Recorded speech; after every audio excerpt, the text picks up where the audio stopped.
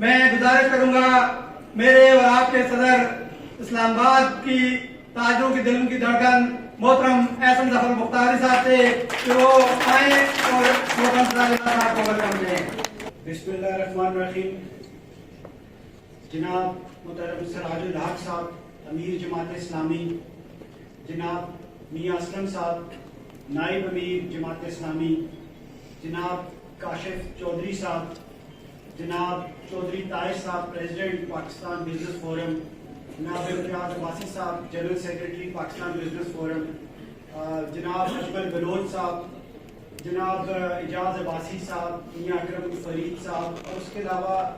تمام اسلام آباد chamber of commerce کے معزز ممبران، مارکیٹ کے پریزیڈنٹ، خواتین و حضرات، السلام علیکم. سب سے پہلے تو میں یہ کہنا چاہتا ہوں کہ آج میرے لیے انتہائی خوشی کا مقام ہے کہ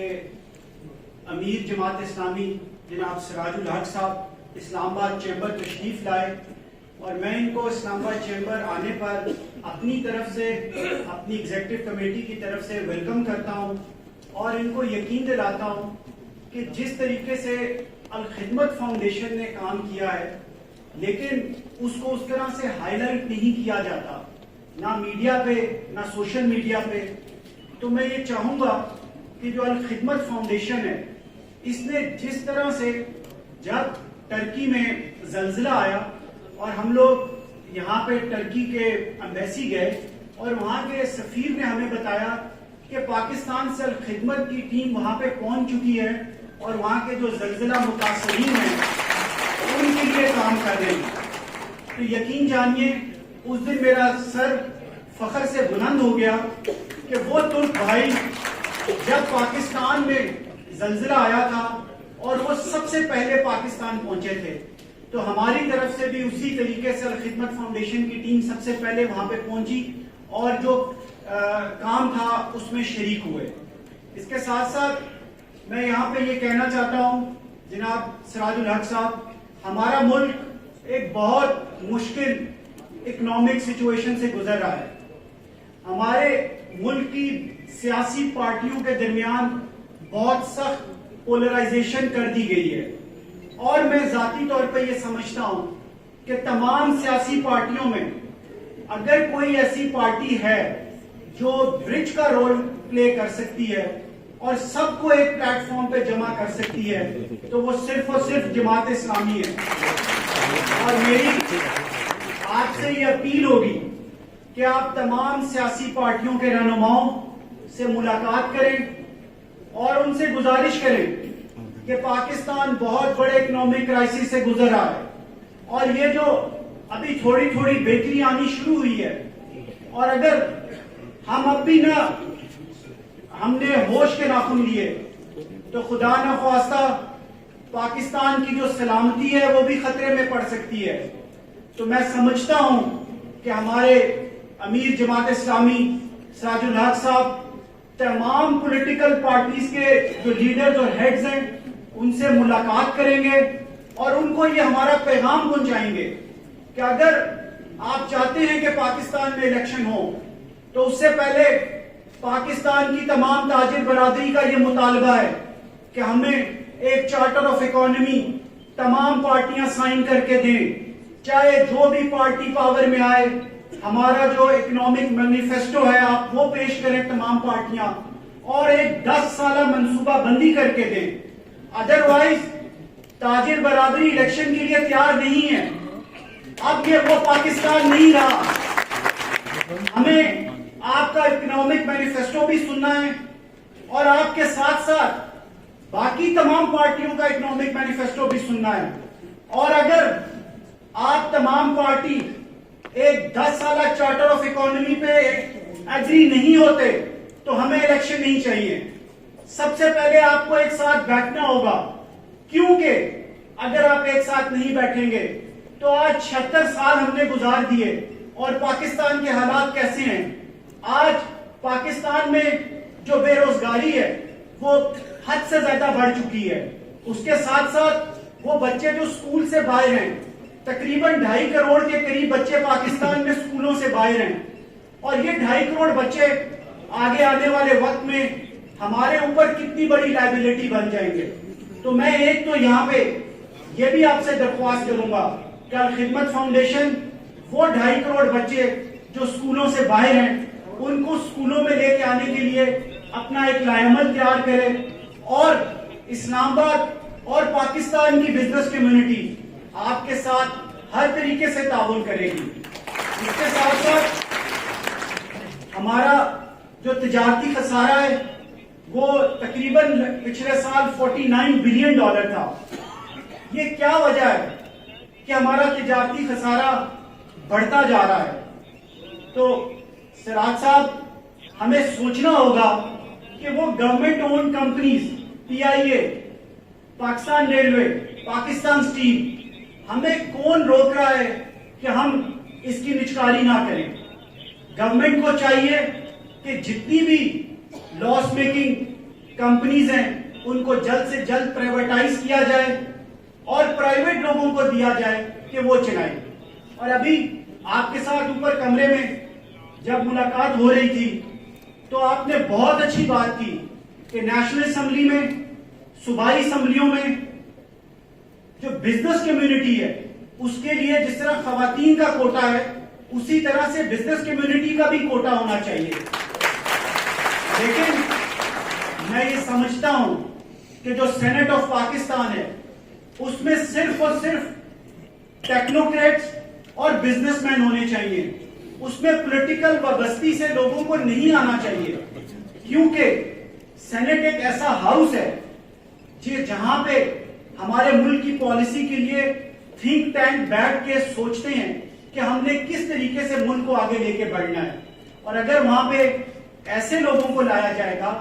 جو ڈیلیور نہیں کر سکتے تو میں سمجھتا ہوں کہ پاکستان کبھی آگے نہیں جا سکے گا. میں یہاں پہ یہ بھی کہنا چاہتا ہوں کہ ہمیں یہاں پہ جو KPK میں جس طرح سے ابھی عباسی صاحب بتا رہے تھے کہ آپ 2 دفعہ سینئر وزیر رہے, آپ اس کے ساتھ ساتھ سینیٹر بھی رہے, 2002 میں MMA کی گورنمنٹ تھی, تو ایسی کیا چیزیں تھیں جس نے آپ کی پارٹی کو ڈیلیور کرنے سے روکا؟ ہم آج آپ سے یہ سوال بھی کرتے ہیں اور ہم یہ سمجھتے ہیں کہ جماعت اسلامی ہمارے ملک کا کوئی ایسا حلقہ نہیں ہے جس میں جماعت اسلامی کا کارکن نہ ہو. تو ایسی کیا وجہ ہے کہ جماعت اسلامی آج 76 سال گزرنے کے باوجود اکثریت کے ساتھ پارلیمنٹ میں نہیں آ سکی؟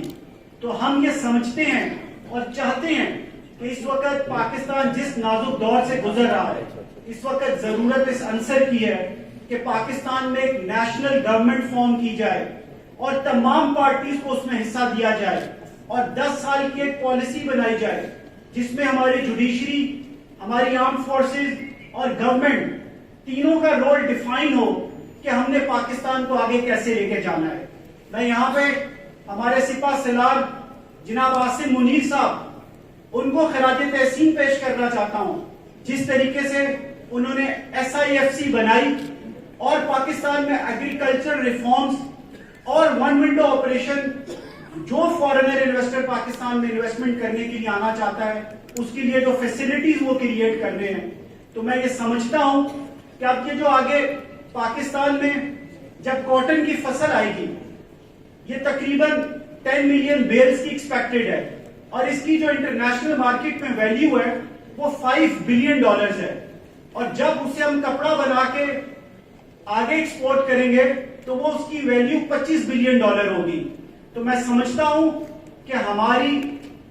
جو پالیسی میکرز ہیں انہوں نے اپنی سمت کو ٹھیک کیا ہے اور ہمیں اگر ان کا راستہ ٹھیک ہو گیا تو انہیں سپورٹ کرنا چاہیے. اسی طریقے سے جو ہمارے رائس ایکسپورٹرز ہیں, ہم نے پچھلے سال تقریباً $2.5 بلین کے رائس ایکسپورٹ کیے اور اس سال جو ہماری چاول کی فصل آئے گی تو ہمیں امید ہے کہ گورنمنٹ تقریباً $5 بلین کے چاول ایکسپورٹ کرے گی. اس کے علاوہ یہ جو پالیسیز بن رہی ہیں کہ ہم کس طریقے سے اپنے امپورٹ بل کو کم کر سکتے ہیں اور کس طریقے سے اپنی ایکسپورٹس بڑھا سکتے ہیں, یہ سب پالیسیز ایک رائٹ ڈائریکشن میں بننی شروع ہو گئی ہیں اور جو لوگ اس کے بارے میں سوچ رہے ہیں میں سمجھتا ہوں کہ ان کے دل میں سب سے پہلے پاکستان دھڑکتا ہے. تو ہمیں ان کو سپورٹ کرنا چاہیے, ان کو مضبوط کرنا چاہیے, تاکہ پاکستان آنے والے وقت میں آپ کے بچوں کے لیے, ہمارے بچوں کے لیے رہنے کی ایک محفوظ جگہ بن سکے, ان کے لیے روزگار کے مواقع یہاں پہ میسر ہوں. اور جس طریقے سے لوگ یہ کہہ رہے ہیں کہ پاکستان سے لوگ باہر جا رہے ہیں, میں آپ کو یہ کہنا چاہتا ہوں وہ پاکستان کے لوگوں میں مایوسی پھیلا رہے ہیں. لوگ یہیں پہ ہیں, یہیں پہ اپنا کاروبار کر رہے ہیں, یہیں پہ اپنا کاروبار ایکسپینڈ کر رہے ہیں. ہمارے سامنے چودھری طاہر صاحب کی مثال موجود ہے. ان حالات کے باوجود انہوں نے پچھلے 1 سال میں 4 اپنی برانچز کا افتتاح کیا. تو کون کہہ رہا ہے کہ پاکستان کا تاجر, پاکستان کا انڈسٹریلسٹ پاکستان سے باہر جا رہا ہے؟ میں ان لوگوں کو جانتا ہوں. مشکل وقت ضرور ہے, لیکن یہ بہت جلد ختم ہو جائے گا